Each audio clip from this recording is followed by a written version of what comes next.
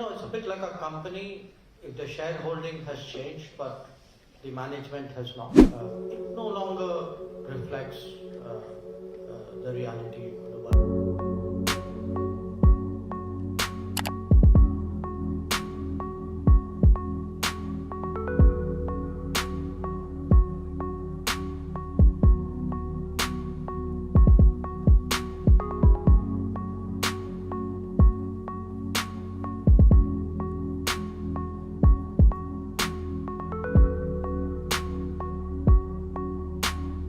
My question is that the talks around UNSC reform have been going around for quite a long time. At the same time, we do not need to ignore the other agencies of UN as well. So in this context, how can the UN peacekeeping force, which itself is non-functional at now because of the over-politicization and over-politicization of the P5, how can it be reformed, and how can UNGA take a crucial role in its reform, because it is a much more wider global south body with all the multilateral characteristics as well? The UN, because it was invented 77 years ago, it no longer reflects the reality of the world. It's a bit like a company. If the shareholding has changed, but the management has not, you can see the problems.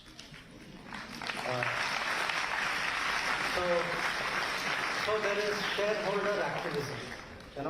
The shareholders, the new shareholders or the additional shareholders want fairer management, and the old guys don't want to let go. I mean, that's the bottom line. No? So this tussle is not going to be easily resolved. But what I can say is, with each passing day, the pressures are building, because people do see, frankly, during COVID, the kind of, remember, COVID was a once in a century happening. Surely the most broad-based international organization should have been deeply involved in a once in a century happening. It wasn't. What happened in COVID was most countries were left to fend for themselves. Yes, there were a few initiatives like this COVAX, which was done by a combination of countries. But say if we did use COVAX to send vaccines out to a number of countries. But the bulk of what we did ourselves. We did ourselves because there was nobody else to do it with. So, but when it comes to peacekeeping, yes, there is need for, there's a big debate there, peacekeeping, how dangerous is it, what should be the mandate, while, safeguarding the peacekeepers. We're very active in that.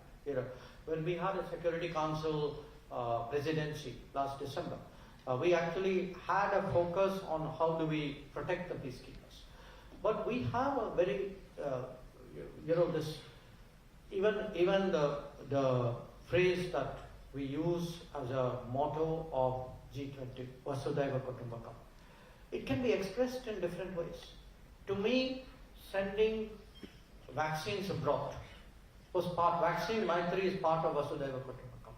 Like that, peacekeepers is part of Vasudhaiva Kutumbakam. Because you send people, after all you're sending them where there is violence. That's why you need peacekeepers. They are at risk every day.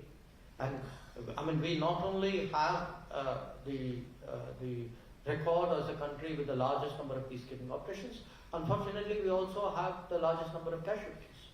So this is a challenge, but it's one of those situations where it's very tough, but you have to persevere.